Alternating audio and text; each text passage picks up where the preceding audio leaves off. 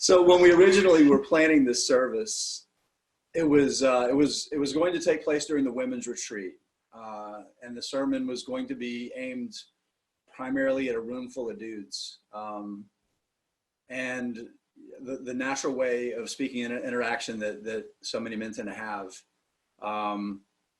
In short, many men are kind of programmed as fixers.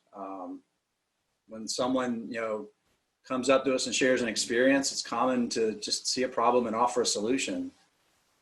I mean, the funny thing is, it's so ingrained that, I just kind of made the assumption that most men are this way, and even that is kind of baked into, one of the problems with the whole idea of mansplaining. And when I came up with the idea of the service, my intention, and this is as thick with irony as it gets, was to help men fix this behavior. It's such an assumptive behavior. I started writing this homily with the assumption that, like I said, every guy does it. And that's a broad brush. And it shouldn't apply to every man or to men only. So instead of mansplaining about it, let's talk about me. I am a top-notch mansplainer. I can engage in any conversation with anyone and find the problem and know the solutions, even when there aren't things that need to be fixed. I'm so good at it. I literally just did it right now. I pointed out the problem with men in a sermon intended to remind men to stop looking at every interaction with another person as a search for problems to fix. As a result, I spend far too much time talking when I should be listening.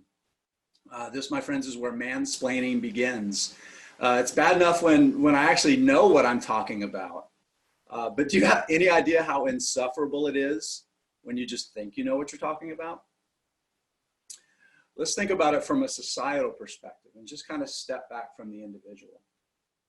For most of history, it's the men who have led. It's the men who are in charge. Think about every major movement since the beginning of recorded history. With rare few exceptions, if you put a face on that movement, who do you see? It's some guy telling everybody else what to do. So it's not just how to a large extent how many men, especially myself, are wired. It's also what society still holds up as the example of what men should aspire to be and what people should aspire to be: a leader, someone who knows what to do, someone who tells people what they need to do. Actually, one of my favorite quotes is attributed to one of those men who knew what to do. Abraham Lincoln was purported to have said, "It is better to remain silent and be thought a fool than to speak and remove all doubt." I love that saying. And I make an attempt to remember it before speaking in public. Here's the funny thing, is that chances are Abraham Lincoln didn't actually say that. And if he did, it was because he heard it from someone else or he read it somewhere. But I think it's still a great quote.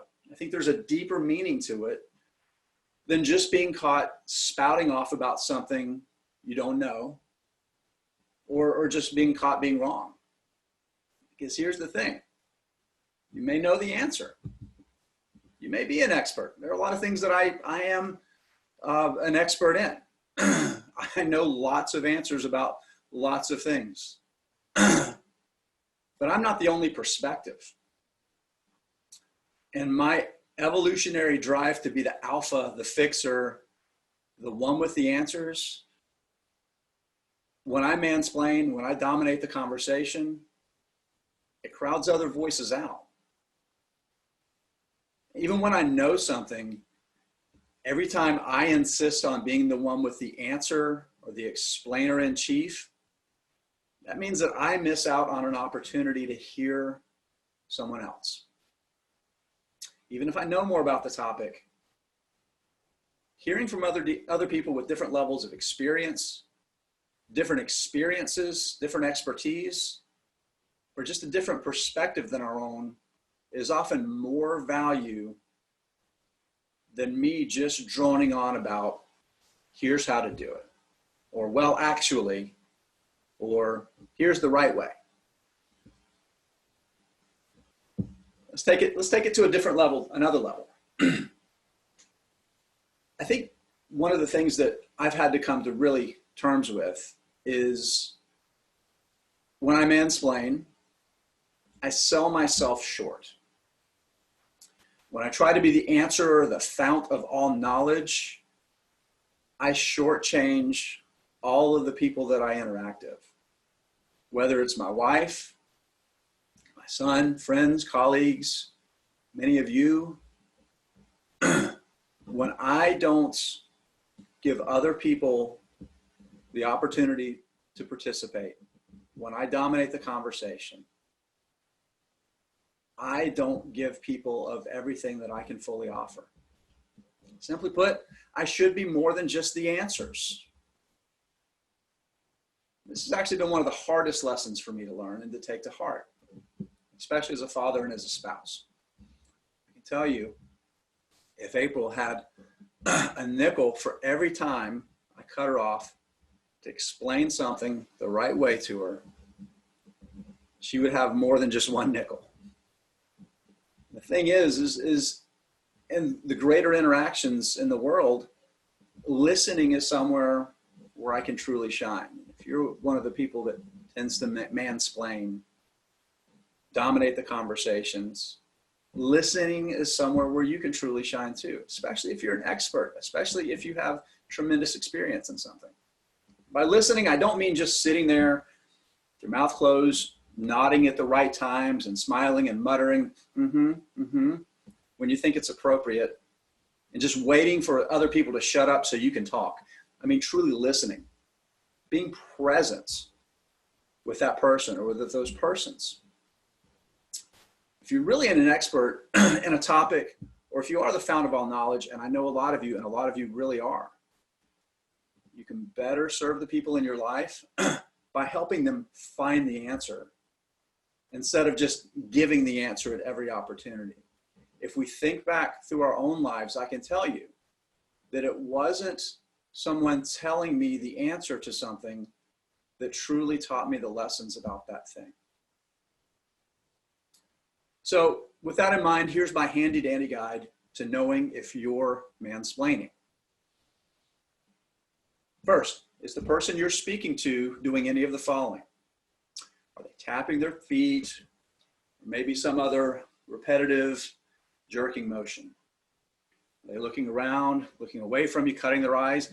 Maybe looking for a clock, glancing down at their smartwatch, and really just looking for any possible excuse to get out of the conversation. Our eyes rolling, that's a big spousal clue right there.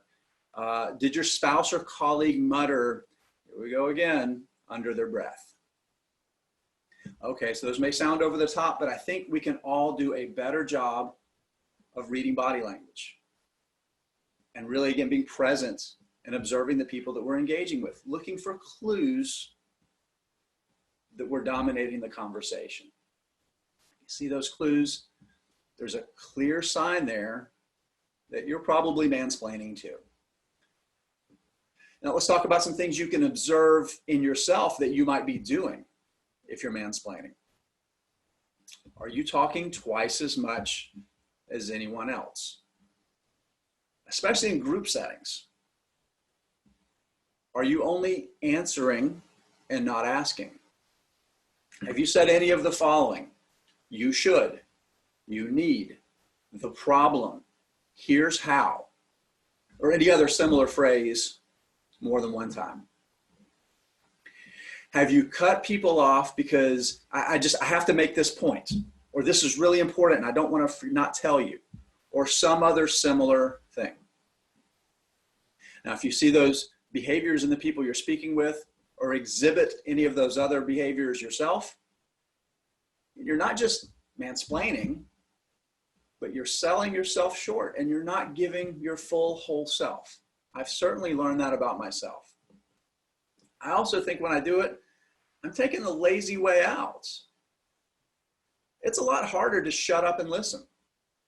it's harder to be more present. It's harder to be engaged with your interactions with people, to encourage voices to speak up.